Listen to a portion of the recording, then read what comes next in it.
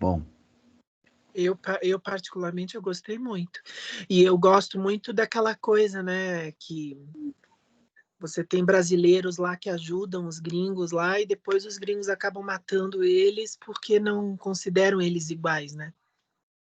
Tá aí sim, uma sim. coisa a se pensar, né. As elites Eu daqui gosto de acham que violência contra imperialista. Gosto, tá tendo violência contra imperialista, eu tô gostando. Amém, Bacurau. Mas é a favor deles, né? Mas é isso mesmo que você está falando, né? Tem a ver um pouco com essa visão idealista, né? Das elites latino-americanas, né? Que são brancas e acham que, na verdade, de certa forma, são uma espécie assim de prolongamento, né? Das elites dos países ricos, desenvolvidos, né? Enfim, é bacana, essa parte também é legal, também gostei. Bom, gente, ó, vamos dar continuidade aqui ao que a gente vinha falando na quarta-feira. Nós estávamos, então, aqui falando sobre as empresas transnacionais e as revoluções tecnológicas. Eu vou dar continuidade, mas eu vou brevemente repassar aqui aqueles primeiros slides que eu usei com vocês aqui na quarta-feira, porque eu resolvi dar uma repincelada lá naqueles slides e eu mexi um pouquinho, digamos, eu mexi um pouquinho na ordem, achei que talvez ficasse melhor modificar a ordem dos slides ali, e eu vou então mostrar aqui para vocês, e aí a gente já dá a sequência imediatamente. Vou compartilhar ele aqui então. Deixa eu ver aqui, ó.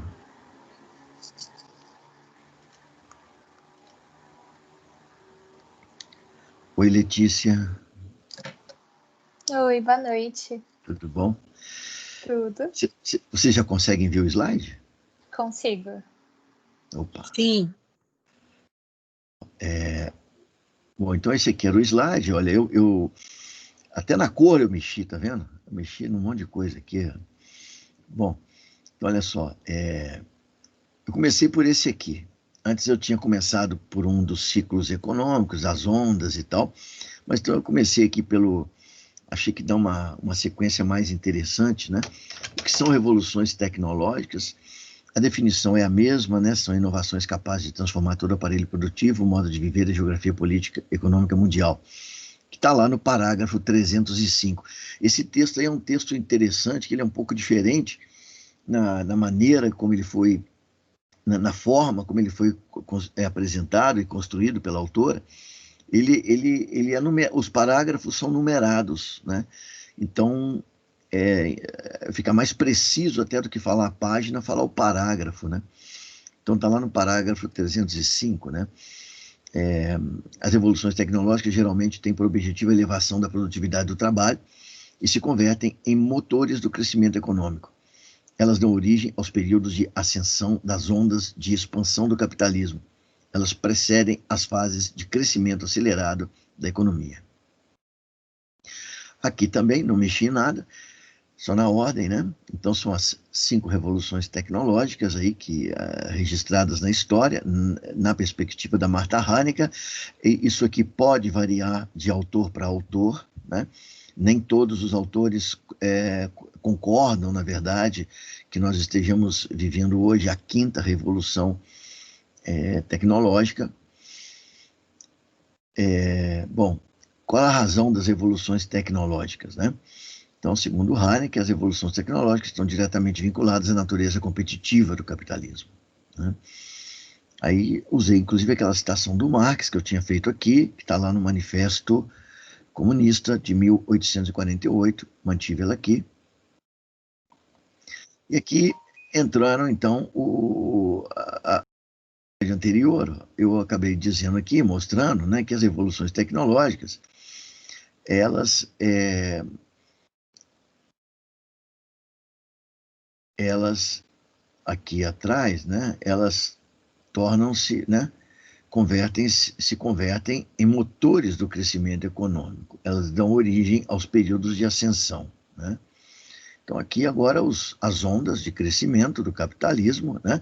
Ou seja, um sistema que não se expande, né, de maneira linear, mas a partir dessa maneira aí, acrescentei aqui, né, esse elemento do lado aqui, as ondas longas de Kondratiev, que é aquele economista russo, que lá na década de 1920, a partir de uma revisão histórica do capitalismo, ele concluiu que as ondas longas elas levam 50 anos aproximadamente, né? Aí falamos também aqui nesse slide anterior, desse período aqui embaixo, né, que a gente mostrou aqui, que a autora, né, a Martha Hanecker, ela identificou como hiatos, né? Hiatos dentro dos ciclos, esses hiatos, então, hiatos de tempo, né, entre as evoluções tecnológicas, né, são espaços de tempo necessários para que a esfera socioinstitucional da sociedade se adapte às revoluções tecnológicas, né? As revoluções tecnológicas, elas operam principalmente na esfera tecnoeconômica, né? Mas o que faz avançar, ou seja, o que faz com que a esfera socioinstitucional se adapte ao novo paradigma tecnológico, são, portanto, as pressões econômicas, as pressões que se encontram basicamente nas relações econômicas interesempresariais, na competição, etc. A nova revolução, né, a quinta revolução tecnológica, baseada aí na informática e na microeletrônica, ela se operou principalmente nas telecomunicações e vai produzir um novo modelo gerencial, né? Baseado aí na flexibilização da produção. A gente vai voltar a falar um pouquinho disso para frente. O que é que as ETNs têm a ver com as evoluções tecnológicas, né? Admitindo que as ETNs são empresas que se expandiram ao longo do tempo e que são, igualmente, as empresas melhor sucedidas e mais competitivas nos mercados, razão pela qual elas conseguiram se expandir internacionalmente, as ETNs certamente estão direta ou indiretamente envolvidas com as grandes inovações tecnológicas que a economia mundial conheceu no século XX. As ETNs, mais do que qualquer outras empresas, são consumidores ávidos de inovações tecnológicas, né? E daqui, ó, eu acrescentei uma questão aqui que me parece importante. Nesse caso, vale dizer que as ETNs também são os atores sociais mais diretamente interessados em abreviar os hiatos de tempo existente entre os novos avanços tecnológicos e sua efetiva implementação na esfera produtiva da economia. Isso aqui é muito importante, inclusive o exemplo que eu comentei aqui com vocês na quarta-feira, aquele dos grãos transgênicos, eu mencionei, evidentemente, deixei claro que eu não tenho um estudo sobre isso, não tenho provas, mas existem elementos que ajudam a gente a imaginar que, muito provavelmente, o contrabando de sementes transgênicas para o Brasil foi estimulado, talvez até financiado mesmo, pela Monsanto, né, que era naquela época a maior empresa controladora de grãos transgênicos do mundo, né? E os grãos transgênicos, eles têm um segredo, né, que faz lembrar um pouquinho aquela história do negócio da China, né? A gente já ouviu muito isso, né? Nossa, né, o cara fez um negócio, né, negócio da China, né? Quando a gente fala isso, significa um grande negócio, né? Um negócio extraordinariamente lucrativo, bom, né? Vocês sabem de onde vem essa história de negócio da China? Vocês sabem de onde surgiu essa expressão? Da Não, época nunca tinha escutado. Não? da Rota da Seda, prof? Não, Tem a ver não. com a Rota da Seda? Não, não tem, não. Vocês já ouviram essa expressão? Por exemplo, nossa, o cara fez um negócio da China, né? Professor, Né? Significa assim, o cara fez um teria, grande negócio extremamente lucrativo, né? Diga, José. teria alguma coisa a ver com os tratados desiguais que a Não, Europa teve na China? não, também não teve, não. Essa expressão surgiu porque lá atrás, no século XIX ainda, os Estados Unidos comercializaram com a China lampiões. Naquela época não existia ainda luz elétrica e os americanos venderam lampiões para a China. Né? Uma quantidade horrorosa, milhões de lampiões foram embarcados nos Estados Unidos e foram exportados para a China. A China recebeu os lampiões, comprou, pagou e depois perguntou para os Estados Unidos, falaram, escuta, os lampiões não acendem. E os americanos falaram, sim, é preciso querosene. E os chineses falaram, bom, mas e a querosene? Eu falei, bom, vocês compraram o lampião, não a querosene, agora tem que comprar querosene, né? Então, depois eles tiveram que comprar a querosene, mesmo que involuntariamente, né? E o negócio dos transgênicos parece um pouco com isso, né? Porque as sementes transgênicas, depois, elas exigem, por exemplo, uma série de agrotóxicos ou outros insumos produtivos químicos, né? Que são muito específicos para a semente transgênica. E é exatamente aí que entra o grande negócio, né? Que, na verdade, é o grande negócio dos transgênicos, porque os países eles aceitam as sementes, plantam e depois vão ser obrigados a comprar os agrotóxicos todos, que são muito específicos, desenvolvidos e patenteados, inclusive, eram, né? Patenteados também pela Monsanto. Né? Então, eles faziam um grande negócio. Mais ou menos na mesma linha aí que foi feito o negócio da China, entre os Estados Unidos e a China. Então aqui, ó, veja, esse hiato que existe, né, esse espaço de tempo entre o advento de inovações, né, e a sua implementação na esfera produtiva, esse hiato de tempo, quem mais tem interesse em abreviá-lo, né, são exatamente as empresas que vão usá-lo, ou vão usar essas inovações. Portanto, principalmente as empresas transnacionais, não exclusivamente, mas principalmente. Isso é importante, né? Veja, se as ETNs são os atores sociais mais diretamente interessados em abreviar os hiatos de tempo existente entre os novos avanços tecnológicos e sua efetiva implementação na esfera produtiva da economia, cabe a elas o esforço para romper com toda sorte de resistência social, seja ela de natureza legal, moral, religiosa ou outra. Aqui aparece de modo bastante evidente a razão do interesse das ETNs, ou do grande capital, pelo controle dos aparelhos midiáticos. A mídia desempenha um papel absolutamente decisivo na construção de consensos sociais. Ela é decisiva no convencimento de toda a sociedade sobre a necessidade de mudanças institucionais, políticas e jurídicas, para que o novo paradigma tecnológico seja efetivado no setor produtivo, mesmo consciente de que esse novo paradigma não obedece aos anseios da sociedade.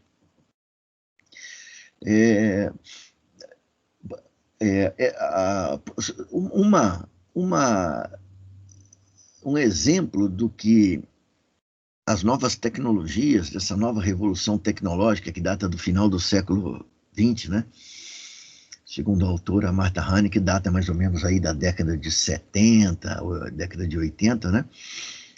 Uma das grandes necessidades do advento dessas novas tecnologias foi exatamente o processo de globalização, né?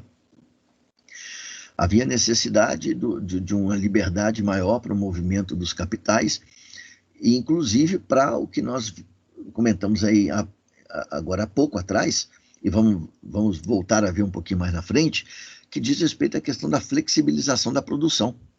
A flexibilização da produção, ela só se tornou possível graças às novas invenções, às inovações tecnológicas, principalmente no campo aí da eletroeletrônica. E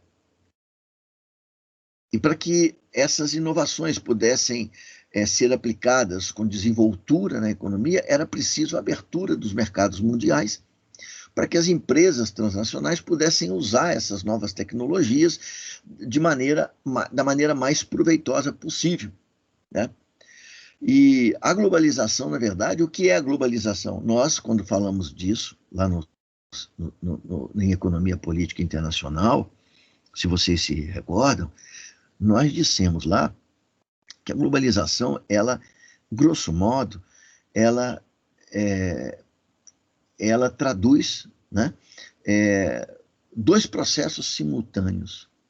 Um que é de desregulamentação e outro que é o de liberalização das relações sociais, econômicas mundiais. Então, veja, desregulamentação e liberalização.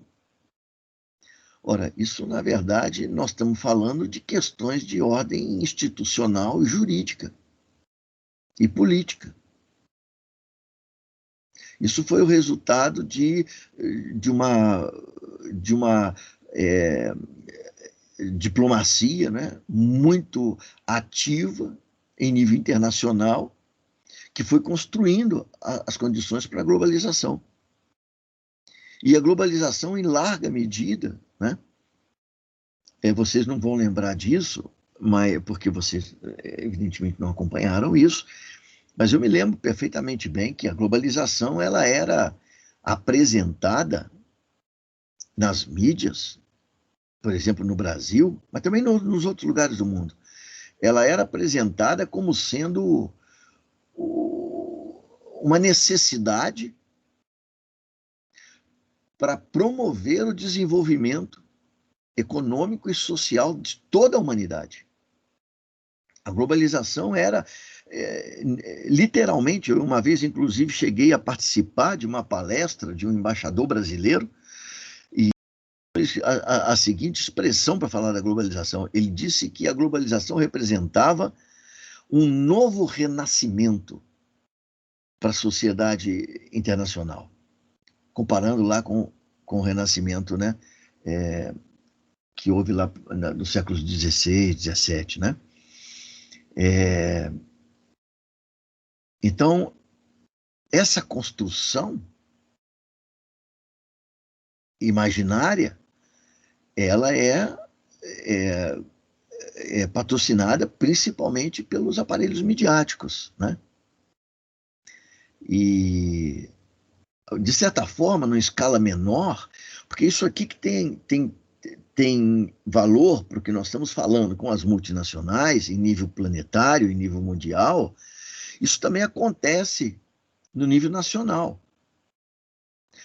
O que aconteceu recentemente, e esse caso vocês também foram testemunhas, com a reforma da Previdência no Brasil. A reforma da Previdência, ela foi apresentada para a sociedade brasileira como sendo uma espécie de tábua de salvação. Ou faz, ou daqui a alguns anos aqui, que podem ser poucos anos, os aposentados não vão ter mais condição de receber aposentadoria. É a corda no pescoço. A Previdência é a salvação dos aposentados, né? E a mídia dava muito pouco espaço para as pessoas que queriam contestar essa forma de interpretação ou de elaboração desse processo aí relacionado com a reforma da Previdência. A mesma coisa foi na época da globalização. Só que aí foi em nível mundial, né? Envolveu todos os países. Eu inclusive, na época ainda, eu estava na Polônia ainda, né? E lá na Europa também, na Polônia especialmente, nos outros países lá também, esse processo também se deu mais ou menos desse modo, né? Então, veja, a importância da mídia na construção de consensos sociais, né? E o interesse que, evidentemente, nisso tem as grandes corporações, o grande capital, né, de um modo geral, né? Nós já tivemos a oportunidade até de ver, em outras oportunidades aqui, já tivemos a oportunidade de ver em estudos de casos que fizemos, por exemplo, no caso lá da Nigéria, né? Vocês se recordam que a Guerra do Biafra, o texto, né, de um autor suíço, ele diz claramente que foram pagos órgãos da mídia na Europa para veicular a tese de que a Guerra do Biafra era uma guerra entre protestantes e católicos. Não tinha nada a ver com Inglaterra e França, e muito menos ainda com o petróleo, né? E você se lembra também do Cecil Rhodes, lá na África do Sul, comprando os jornais, né, para controlar exatamente a opinião pública, aquilo que se dizia, né? Então, veja a vinculação e o interesse que existe das corporações na questão da mídia, né? Esse negócio de mídia livre, isso aí é muito relativo. A gente precisa... É quase utópico, né? Inclusive, por exemplo, eu me recordo de quando, logo depois, assim, não sei se foi uns 2 anos depois da eleição do Hugo Chávez na Venezuela, ele, em razão da evolução dos conflitos sociais na Venezuela, ele acabou sendo obrigado, né, lá a fechar, a tomar conta da mídia privada, né? E aquilo foi muito criticado no Brasil, dizendo que a Venezuela não tinha liberdade de imprensa, né? E eu olhava para a mídia brasileira e pensava, mas qual é a liberdade de imprensa que tem no Brasil? Parece que tem, né? Parece que tem. Mas, veja, dá uma olhada nos principais canais de televisão, por exemplo. Na Globo, na Band, na Record, no SBT, por exemplo, que são as grandes redes de televisão. Veja lá um comentarista de formação marxista para você ver se tem. Não tem. Um comentarista que critica o governo com uma outra perspectiva, que não seja essa perspectiva de meramente de ficar chamando o camarada de ditador, autoritário, não sei o que mais, mas que mostre, na verdade, o que significa a presença de Jair Bolsonaro na presidência do Brasil. Não tem. E não é só isso, não, é com o resto. Na época da reforma da Previdência, quase espaço nenhum teve na mídia. Eu, particularmente, não me recordo, na grande mídia, por exemplo, pessoas que contestassem a reforma da Previdência e mostrassem as razões por quê, né? Então, quer dizer, quando você coloca 1, 2, 3, 10, 200 caras falando o tempo todo que a reforma da Previdência é necessária, é um pouco a tese de Goebbels, né? Se quiser transformar uma mentira em verdade, repita ela o tempo todo, que as pessoas se acostumam com ela, né? Então, esse negócio de mídia livre é um troço meio complicado. O negócio não é muito simples falar sobre isso, não, né? Bom, ficou dito anteriormente que as evoluções tecnológicas são inovações capazes de transformar todo o aparelho produtivo, o modo de viver e a geografia econômica mundial. Porém, é preciso frisar que o impacto das revoluções tecnológicas não é igual por toda parte, nem tampouco uma abstração teórica. Não estamos falando aqui de teoria, né? E ao mesmo tempo estamos, né? Porque a teoria, normalmente, ela deve ser abstração do mundo real, né? Ou seja, ela deve refletir aquilo que acontece no mundo real. Então, veja, eu citei aqui esses 2 trechos aí do texto da Marta Hanneken, parágrafos 339 e 340, ela escreve o seguinte: ó, à medida que a contração da antiga dinâmica e as inesperadas tendências geradas pelo novo perfil de investimentos, a incorporação de novas tecnologias, conduzem a desequilíbrios que se vão manifestando nos diversos mercados monetário, de trabalho, de fatores de produção, de equipamentos, aumenta a pressão sobre o Estado, exigindo-lhe que arranje novos modos de estimular ou de manejar a economia. Eu penso que a globalização, repito mais uma vez, usando como exemplo nosso aqui, né? A globalização se encaixa perfeitamente nisso aqui. Porque a globalização, como processo de desregulamentação e de liberalização, foi conduzida pelos Estados. Foi resultado de diplomacia, não foi resultado de ação de empresa privada. Mas essa parte de baixo é a parte que eu quero que a gente se atente mais aqui. Ó. Para a população trabalhadora, trata-se geralmente de um período de grandes sofrimentos, porque é ela, juntamente com os países mais fracos no plano internacional, que tende a suportar a carga da reacomodação do sistema. Então, veja, eu sublinhei, inclusive, essa segunda parte dos países mais fracos no plano internacional, porque, ao falar da população trabalhadora, o texto, na verdade, né, ele está se referindo aos trabalhadores do mundo todo. Né?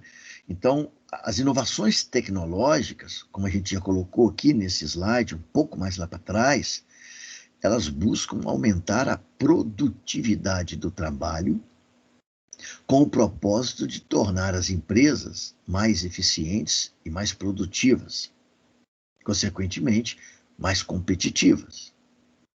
Nós não estamos falando aqui do desenvolvimento tecnológico para atender ao bem-estar da sociedade. Capitalismo não tem isso. Né? Já tivemos a chance de ver isso aqui. O desenvolvimento tecnológico é feito com o objetivo de aumentar a produtividade do trabalho. Então, a classe trabalhadora, de certa forma, ela vai se tornando mais supérflua. Pura e simplesmente porque, com o aumento da produtividade do trabalho, é possível se produzir muito mais com muito menos força de trabalho.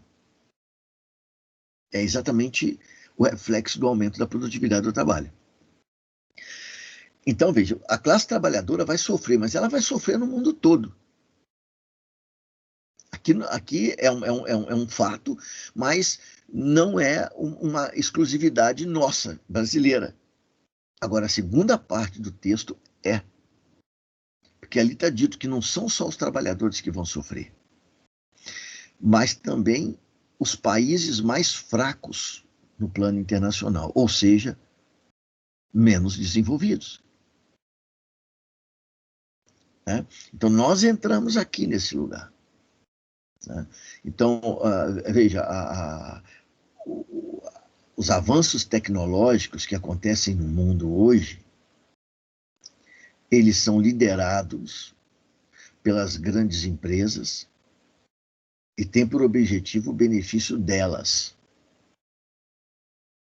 não o benefício da sociedade. E nós, nesse contexto, nós brasileiros, estamos numa situação particularmente preocupante. Né? Porque nós podemos ser mais... talvez nós temos um desenvolvimento melhor, maior de infraestrutura do que, por exemplo, outros países de outros continentes, como da África, etc. Mas, em comparação com os países, por exemplo, do hemisfério norte, independentemente se trata dos países desenvolvidos ou dos países em desenvolvimento, né, como os países lá do leste europeu, por exemplo, nós estamos muito atrás. Né? E evidentemente que isso vai pesar nessa hora, né? Vai pesar nessa hora, porque do mesmo jeito que os trabalhadores menos qualificados vão sendo eliminados, os países também menos desenvolvidos também vão sendo marginalizados, né? E já que falamos disso aqui no comecinho da nossa reunião, apesar de não ter diretamente ligação aqui com o que a gente está falando, mas o Bacurau, de certa forma, mostra um pouco isso aí, né? O que vai sobrar para nós, né? O filme lá, o filme brasileiro. Bom, as ETNs, a nova revolução tecnológica e a sociedade internacional. Então, veja, a autora cita no texto dela aí, o sociólogo Manuel Castells, que diz o seguinte, que em razão da última revolução tecnológica, o mundo está passando por profundas transformações e, segundo Manuel Castells, nós estaríamos num processo de construção de uma sociedade informacional e global, né? E aí ele diz, informacional, porque a competitividade e a produtividade de empresas, regiões e nações dependem fundamentalmente da sua capacidade para gerar, processar e aplicar com eficiência a informação baseada no conhecimento, né? Por isso que ela é, segundo Manuel Castells, uma sociedade informacional, né? Então, ela é uma sociedade em que o desempenho dos países e, consequentemente, o desenvolvimento social desses países tem uma ligação muito direta com a capacidade que os países, ou seja, que os povos possuem para gerar, processar e aplicar a informação baseada no conhecimento. Veja, eu sublinhei isso aí, né? Escrevi aí com uma grafia diferente, porque isso aqui devia chamar a nossa atenção, né? Devia chamar a nossa atenção, porque é reconhecido que a qualidade da formação, por exemplo, dos trabalhadores brasileiros não é alta, né? E tem sido muito falado aí agora, principalmente por conta dessas últimas eleições e do que nós estamos vivendo no Brasil, de um povo que ainda se movimenta muito fortemente baseado, digamos, na tradição, né? Na religião, né? Um povo para o qual a ciência não teve e não tem muita importância, né? Um povo que argumentos para eles não tem muita importância, né?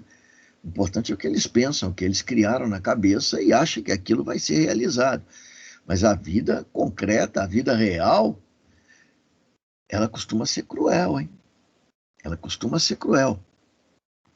E se o mundo que nós estamos vivendo depende da capacidade do povo para gerar, processar e aplicar com eficiência a informação baseada no conhecimento, seria bom a gente começar a pensar um pouquinho sobre o nosso futuro próximo. E, além disso, uma sociedade global, porque a produção, consumo e a circulação estão organizados em escala global, quer de forma direta, quer por meio de uma rede de vínculos entre os agentes econômicos, né? As duas coisas, inclusive, elas acabam, de certa forma, aí, se complementando, né? Porque se a competitividade e a produtividade das empresas dependem da capacidade de gerar, processar, aplicar a eficiência, isso se diz respeito à escala global, não mais à escala local ou regional, mas global, né? Então, as duas, esse conceito usado pelo Manuel Castells aí, ele tem um certo alcance, né, importante, né? Bom,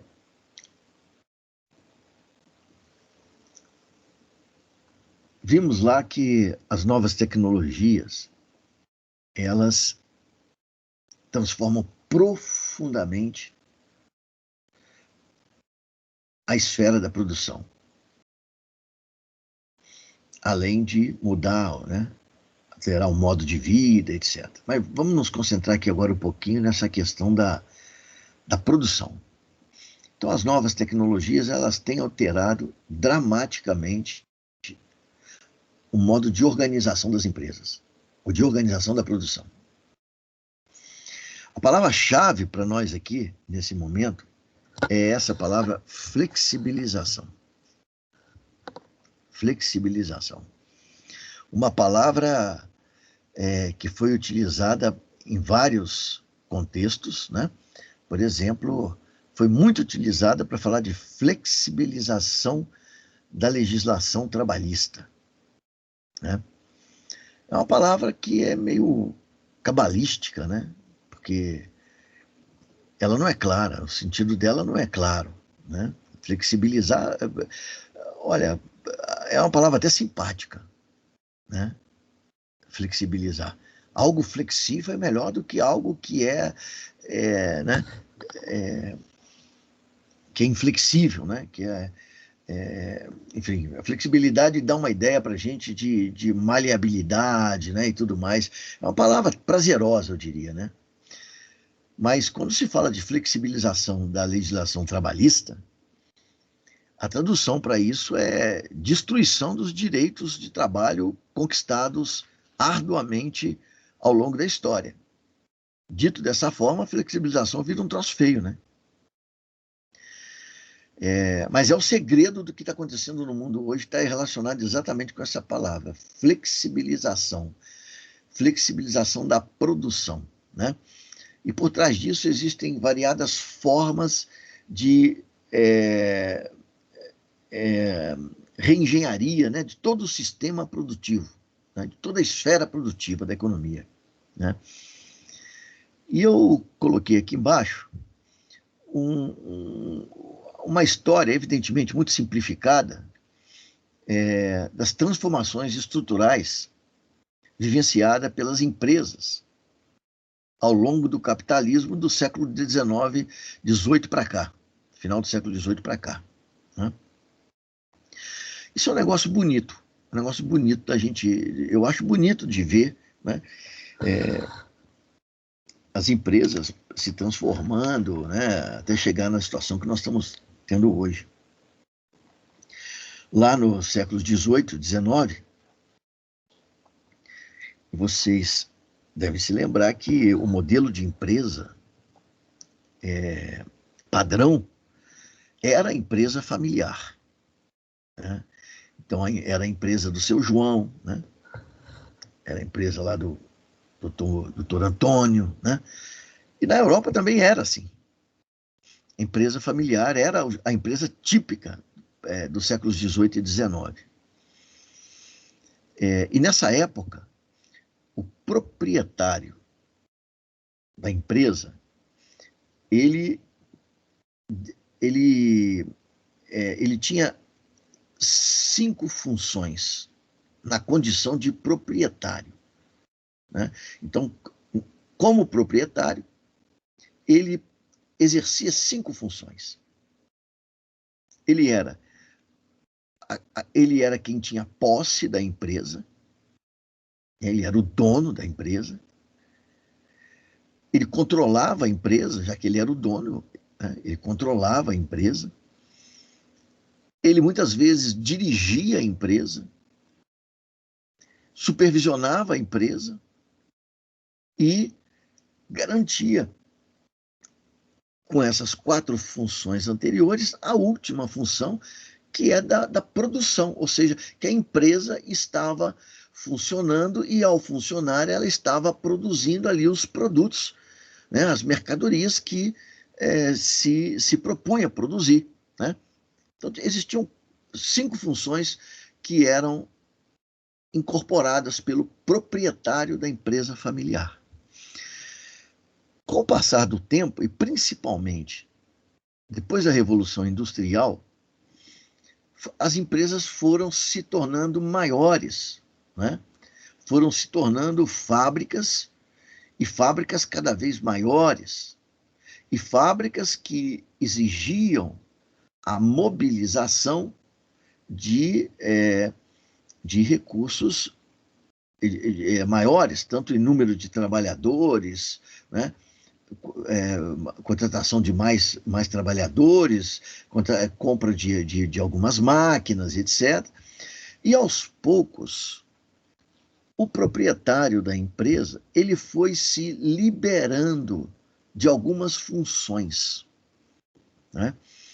Então, uma das primeiras funções que ele se liberou foi a função de supervisão da empresa. E ele contratou trabalhadores para desempenharem essa função de supervisor. A segunda função que ele se liberou foi a função de direção. Então, ele contrata também trabalhadores especializados, qualificados, para ocupar a direção da empresa. Ele continua na condição de proprietário, sendo o dono da empresa, ele tem a posse da empresa, ele continua controlando a empresa, porque o controle está diretamente vinculado à posse, e a empresa dele continua sendo a responsável pela produção. Mas a direção e a supervisão já são realizadas por trabalhadores contratados especializados. Isso começa a criar também uma hierarquia dentro da classe trabalhadora.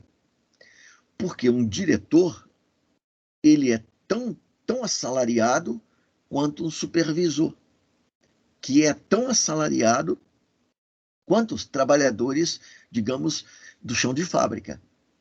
Todos eles vivem da venda da sua força de trabalho ao empresário.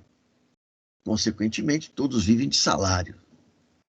Bom, mas lá, chegando para o final mais do século XIX, né, de maneira mais abrangente, isso talvez tenha começado um pouco antes, mas no final do século XIX, principalmente em 3 países, né,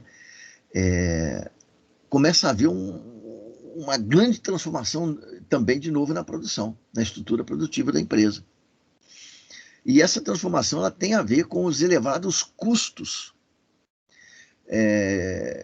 que os empresários precisavam mobilizar para sustentar e manter a sua empresa, sempre modernizar a empresa, etc., né? Muitas vezes, os valores implícitos nesse processo, eles estavam além da capacidade do empresário particular ou da família. Então, o que os empresários fizeram? Eles abriram o capital da sua empresa e convidaram outras pessoas que detinham recursos na sociedade para participarem da empresa deles. Foi assim que foram criadas as empresas acionárias, né? Isso começou a partir começou na Holanda, na verdade. Foi através das reuniões que foram realizadas lá em Amsterdã, naquela época, começo do século XIX, e lideradas por um homem chamado Van der Beurs. E exatamente vem desse nome, desse sobrenome dele, né, Beurs, que surge bolsa, que a gente hoje chama de bolsa de valores, né? Esse camarada, ele fazia reuniões com empresários na casa dele, e os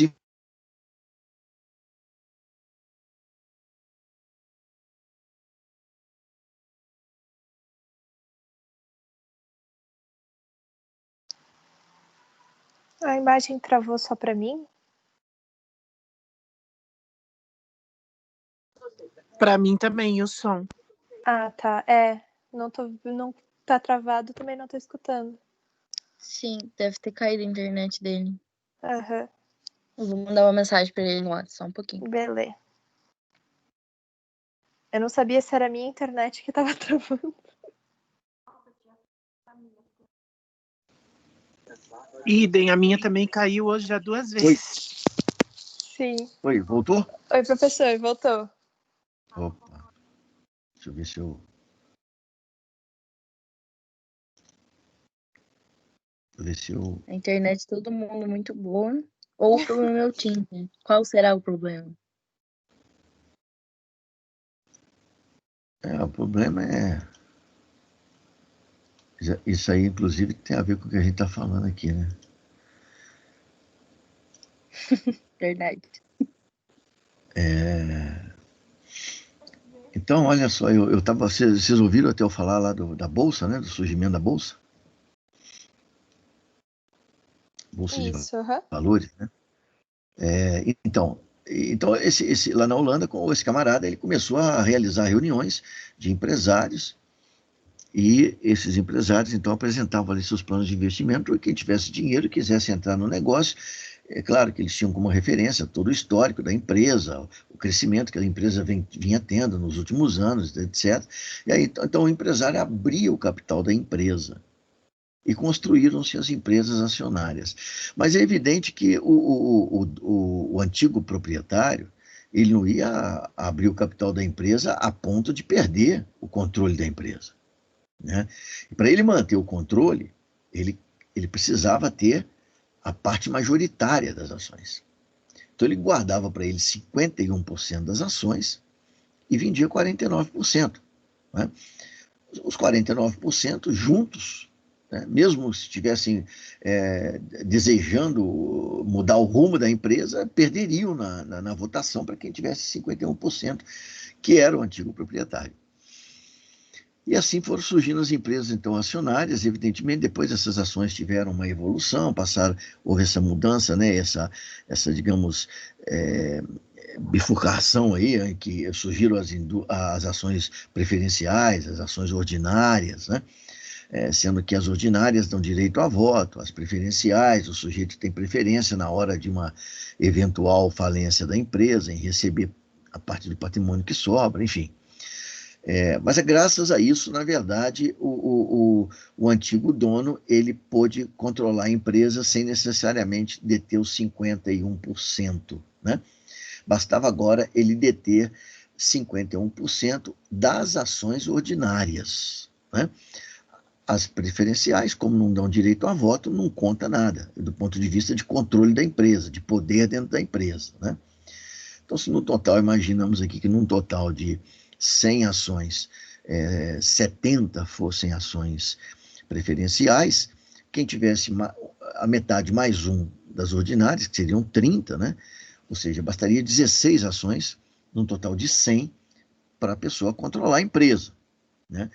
E aí, evidentemente, que isso permitiu uma capacidade de mobilização de recursos muito grande para os empresários, e a empresa passou por mais uma transformação, né?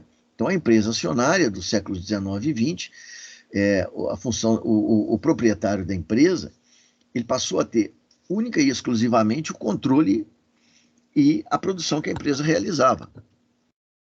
Porque a posse já não era mais exclusivamente dele, a posse agora já estava dividida entre todos os acionistas da empresa, né?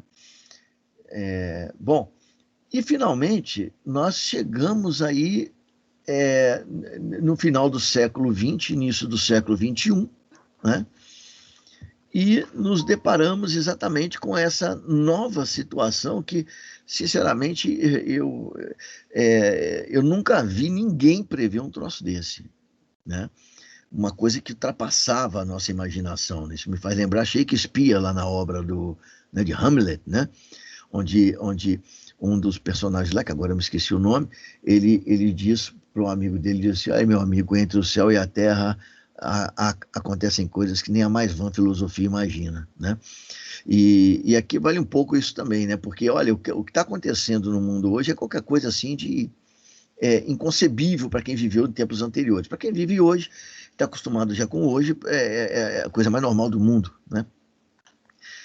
Mas depois, veja bem, depois do proprietário ele ter abandonado a função de supervisão, a função de direção,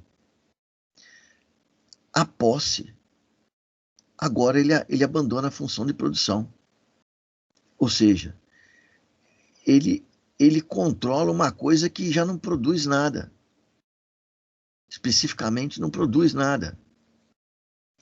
Ou se produz uma parcela ínfima da produção total daquelas mercadorias que supostamente deveria ser produzido pela empresa dele. E isso foi possível exatamente graças às terceirizações e subcontratações, que começaram a acontecer de maneira mais acelerada no final do século XX, né, depois principalmente aí da década de 80, da década de 80 para cá, e cresceu de lá para cá a partir do momento que a globalização ela foi se confirmando, né, a partir das mudanças legais, enfim, que foram sendo introduzidas, da construção das instituições que foram sendo construídas no sistema internacional, né? Então, hoje, a grande corporação, ela muitas vezes não é mais a responsável pela produção sequer daquilo que ela em tese, deveria produzir, né?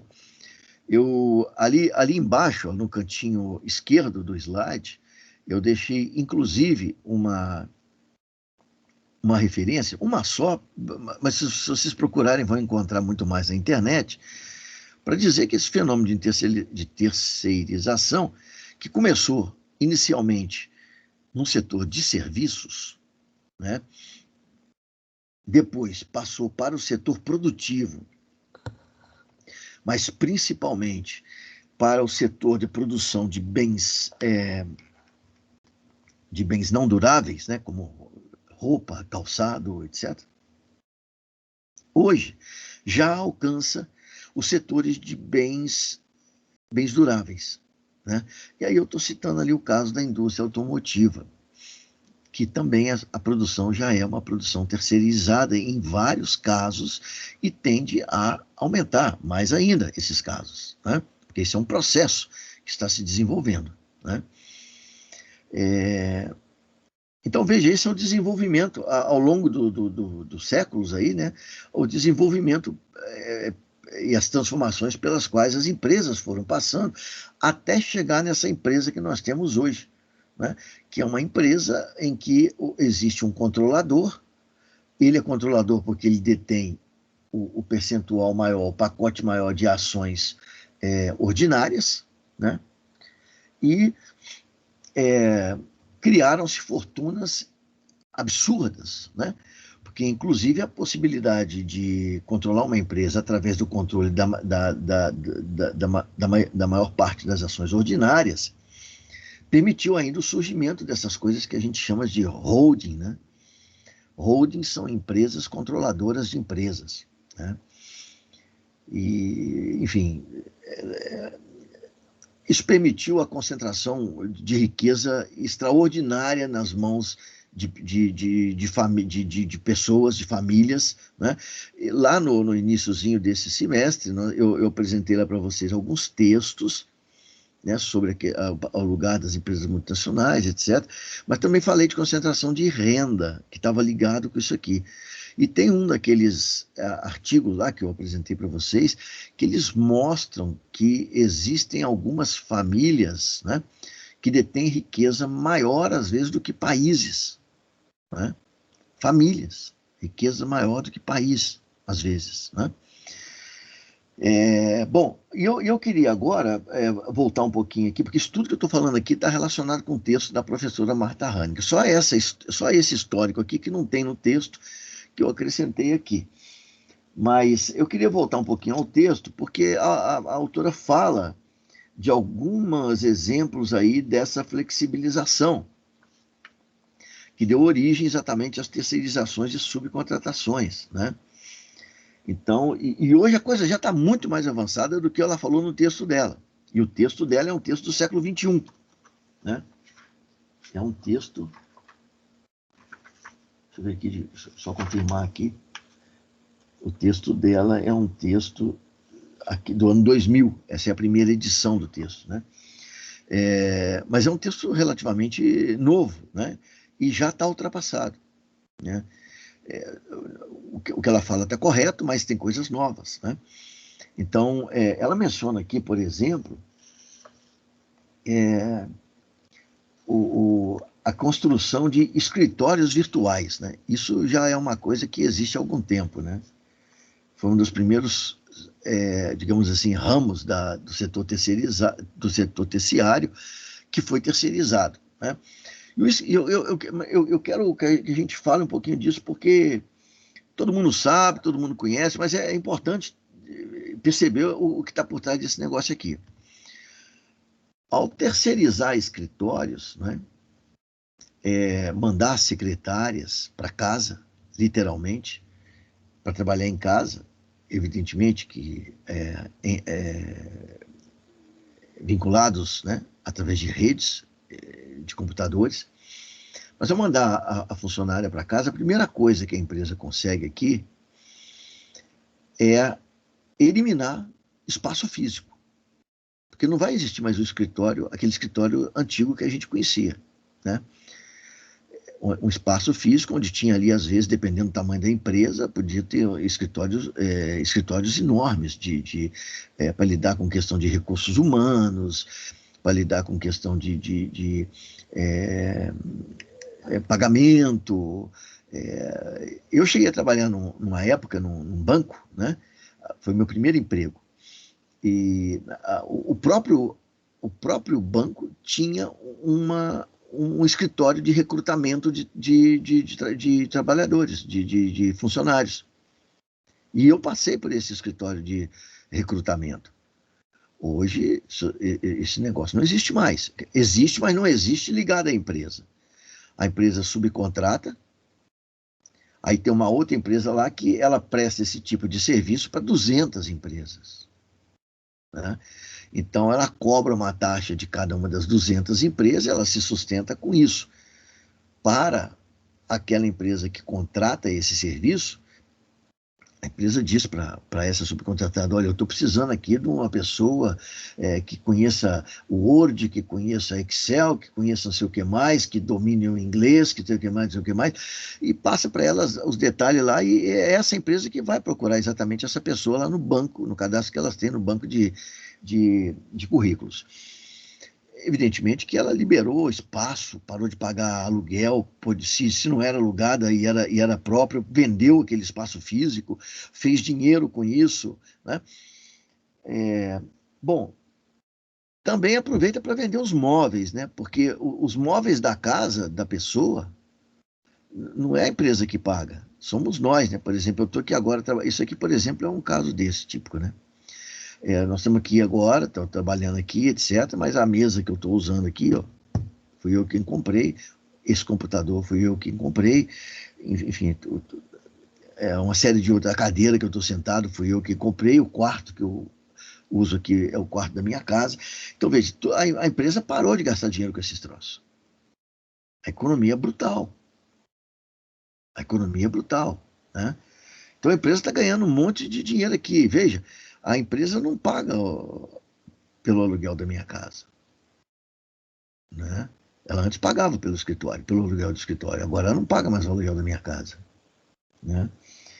E, inclusive a energia. A energia que eu uso aqui é minha, eu que pago, né? Isso vale para esses escritórios virtuais que essa autora está falando aqui no texto. Então imagine você que não se trata meramente de mandar a pessoa para casa. Não, existe toda uma lógica, né, empresarial, né, uma racionalidade econômica específica, né, em cima desse negócio, né? Além disso, a informática permitiu a economia de um monte de coisas, né? Antigamente, vocês também não pegaram essa época, né? Mas antigamente as empresas ficavam mandando papel para sua casa, de propaganda disso, propaganda daquilo, aquele negócio. Era uma coisa horrorosa. Muitas vezes você ia no correio, na caixa postal da tua casa, você tinha lá um monte de papel lá, tudo propaganda das empresas. Hoje continua sendo uma coisa horrorosa, né? Eu, por exemplo, fico nervoso com isso, às vezes até, porque eu fico irritado com essa quantidade de propaganda que tem na internet, né? Às vezes você vai ver um negócio lá e passa 10 publicidades antes de você ver o troço, né? Troço invasivo para danar. Naquela época acontecia a mesma coisa, só que era com papel, tinha gasto de papel, né? A secretária tinha que ficar mandando carta, enfim, folders eram feitos, tudo isso foi gerando economia. Tudo isso foi gerando economia, né?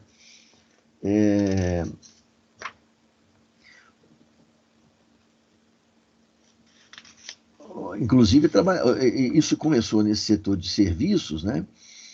Escritórios, etc. Hoje, inclusive, trabalhadores qualificados, como eu já tive a oportunidade de falar, estão hoje trabalhando em casa, né? Aqui o texto, inclusive, menciona um caso específico aqui da IBM, que mandou seus funcionários para casa, né? E eles trabalhavam em rede. Enfim, no caso aqui específico da IBM, parece que a IBM fornecia o material de trabalho, né? Então, os computadores eram fornecidos pela empresa, porque devia fornecer, porque, afinal de contas, quando o trabalho é feito na empresa, ela fornece esse tipo de material, né? A mesma coisa, ela está citando, tem um exemplo aqui da AT&T, né?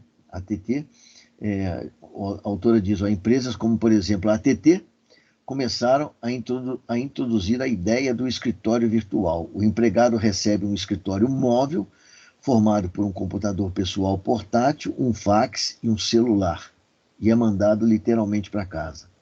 As empresas desejosas de incrementar a produção dos seus empregados veem nas telecomunicações a solução do futuro.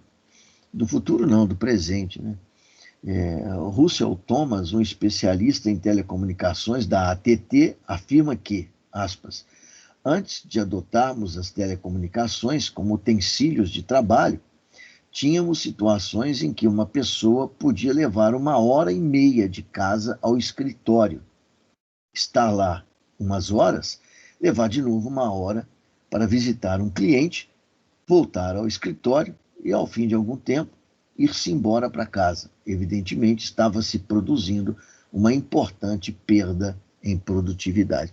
Essa fala dele aqui é uma fala muito interessante, hein, gente? Vocês se recordam aí de um autor, de um pensador que a gente estudou lá na economia política internacional, um pensador que dizia que o valor ele é criado no tempo de trabalho, ou seja, o tempo determina a criação de valor. Lembra de um camarada que falou isso? Pois é, tem muita gente que acha que isso não vale mais hoje. Mas quem está falando isso para a gente é um cara da AT&T aqui, de uma grande multinacional. Ele está dizendo para a gente que, à medida que os trabalhadores passaram a economizar tempo, eles puderam utilizar esse tempo para produzir mais valor, né? Então, o camarada que está em casa, ele não precisa sequer transitar pela cidade. Enquanto ele não está transitando, deve estar trabalhando, né? Então, em vez de perder tempo transitando de um lado para outro, visitar clientes, não sei o que mais, como ele falou aqui, ele está produzindo, né? A informática permitiu tudo isso, né?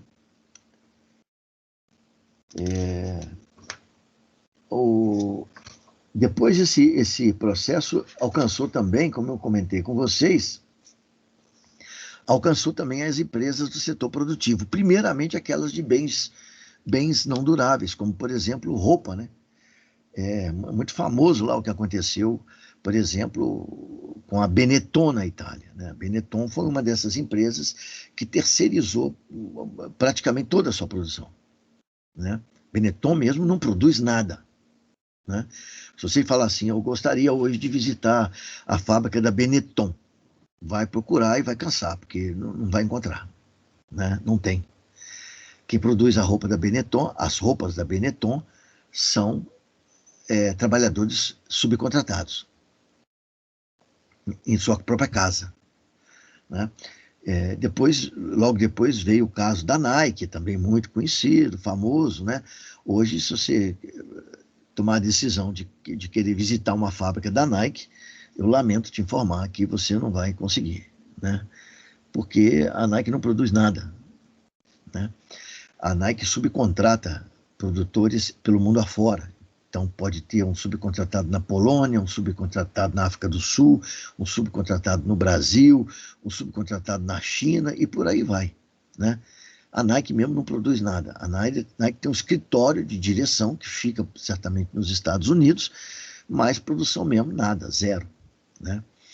Ou quando muito tem lá um laboratório, né, onde ela pesquisa, né, tem alguns trabalhadores ligados à pesquisa e desenvolvimento de produtos, né, e aí sim, talvez tenha uma parcela lá que eles tenham ocupação com isso, mas a produção propriamente dita, ela foi completamente, a Nike delegou, né, essa função de produção para empresas terceiras, né.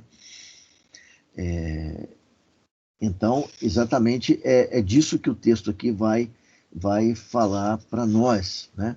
Os exemplos que a autora vai utilizar, né? Um outro exemplo interessante que ela utiliza é das alianças, né? Entre empresas, né? Essas alianças, muitas vezes elas têm a ver, inclusive, com projetos de tecnologia, né?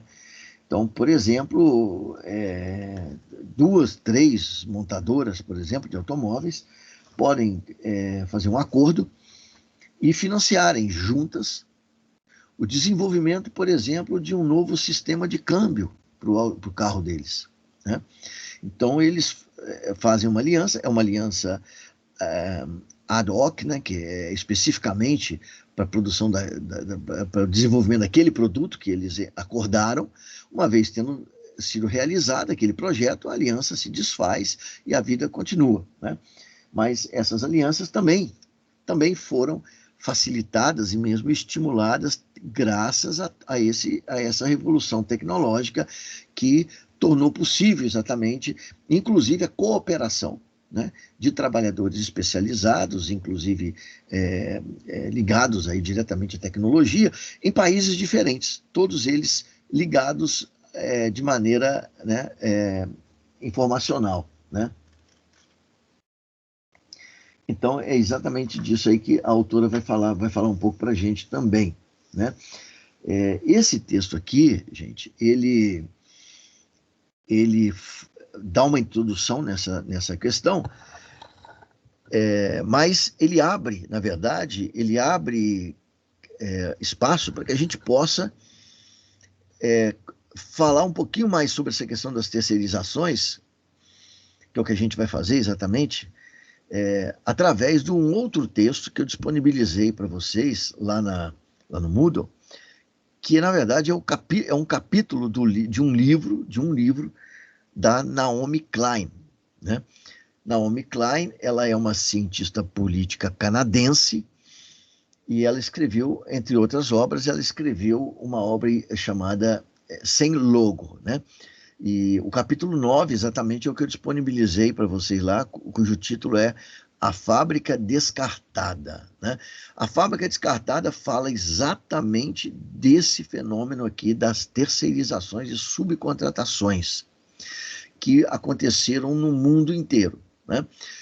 Repetindo que isso aqui só foi possível graças à desregulamentação e à liberalização que praticamente representam a globalização.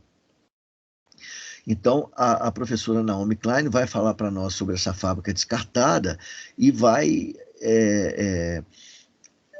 oferecer para a gente ali a oportunidade de pensar um pouquinho mais nesse processo que está sendo desenvolvido, ou seja, no desenvolvimento atual do capitalismo mundial e que afeta-nos de uma maneira muito direta. Tá? Bom, então, Eu peço depois que vocês leiam aí o texto da professora Marta Haneke, porque tem mais coisas aí detalhadas, escritas, do que o que eu comentei aqui, né? E ajuda a entender melhor, inclusive, todo esse processo. Eu não sei se alguém gostaria de fazer algum comentário, de fazer alguma pergunta.